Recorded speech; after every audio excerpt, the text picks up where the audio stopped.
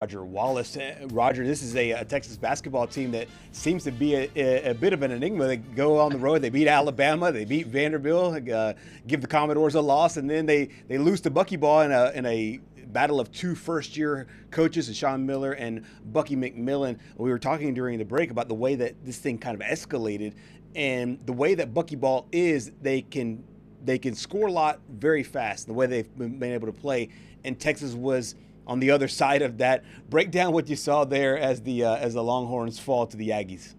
Yeah, well, first of all, guys, I'll go back to what I said about I think this team's going to be, and it's going to be a team that has a hard time and probably will win some games they weren't supposed to. I'm sure Alabama falls into that category. Mm-hmm. Maybe Vanderbilt, all that was a home game, and then just when you think maybe they've turned the corner, all of a sudden they're projected as a double-figure seed in the tournament where they weren't even thought of a couple of weeks ago, and then they lose at home in a highly anticipated game. Suddenly everybody's fired up, and so yeah, and I think Sean Miller, that was one of his big frustrations, as knowing what was on the line. They came in with confidence, but that can be a two-way street, as you know.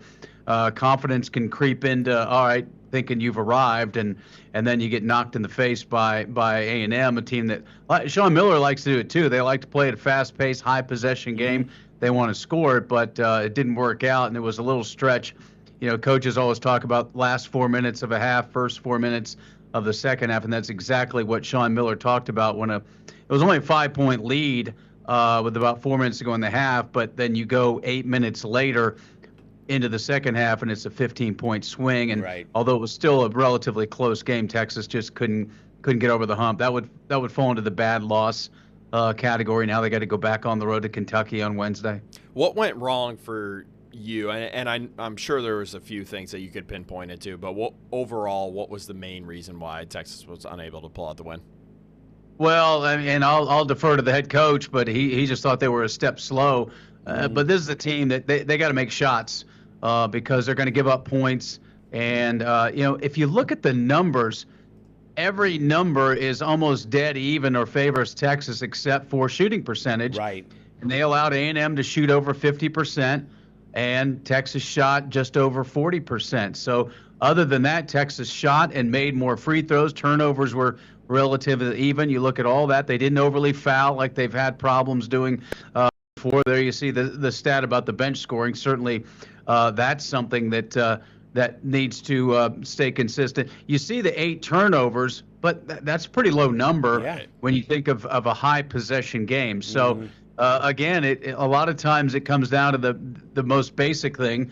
You know, the old saying, it's a make or miss league. Right. And Texas didn't shoot the ball very well, and that turned out to be the difference. If you're not shooting it well, those deficits you're trying to come back for, you're down 10. It feels like a lot more. And I was concerned that Sean Miller was concerned that they were a step slow when you're talking about a game of this magnitude, this time of year, with this team seemingly feeling pretty good about itself after the last 2 ball games. No question about it. Sean Miller after the game about letting this one slip away.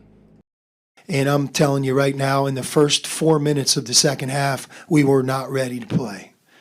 There was one team that was running fast, and there was one team that was not running nearly as fast as they could. There's one team that came out of halftime ready to play it all the way to the end from start to finish, and one team that, for whatever reason, just couldn't quite get up and get after it like you're capable of in the SEC in a game of this meaning. If you add up the last 3 or 4 minutes of the first half and the first 4 minutes of the second half, that's where the game was won and lost. They crushed us in those 2 segments. For most of the game, I thought we played with a lot of effort and we did some great things. But that 4-minute segment, what happened in that 4-minute segment was a reflection of us not understanding the stakes here. So next up, Roger, this is a basketball team that has to go to Rupp Arena. And I know that Rupp probably doesn't have the same, to these kids, obviously, they don't necessarily understand and or fear it the same way that you probably would a generation ago. But now this team goes to Kentucky, that a team that's kind of, I don't know if they found themselves, but they're playing really well here over the last few games. What do you want to see change as they now face the Wildcats? Kind of like Texas, right? They struggled everybody's piling on Mark Pope, and then all of a sudden they steal that game at LSU, and then they beat Tennessee, and what a breakdown by Rick Barnes in Tennessee to lose that ball game. So all of a sudden Kentucky's feeling pretty good. They're coming home. Sounds familiar, right? and Texas kind of limping in a little bit. So I think this is a game, guys, where you're going to have to weather the storm. Rupp's going to be alive. It's a special place. It's, like you said, it may not be what it used to be, but still, it's going to be a tough environment for Texas to go into. And we know what Mark Pope's teams want to do. They want to get them down the floor. They want to score. Texas got to match that and make sure this thing doesn't get away from them early on, because we're in that part of the schedule now where you thought, okay, they beat A&M. They're 3-2 in the conference.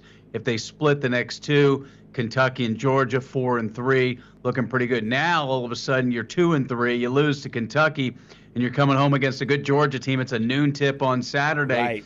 and you're on the doorstep there of really digging yourself a hole. So pretty big game. It's going to be a tough one to win at Rupp, but it was a tough one to win at Coleman in Tuscaloosa, and they figured out a way. So maybe that's just kind of the DNA of this team is when you least expect it. But I think that's going to be a tough one on Wednesday night, no doubt. Absolutely. We'll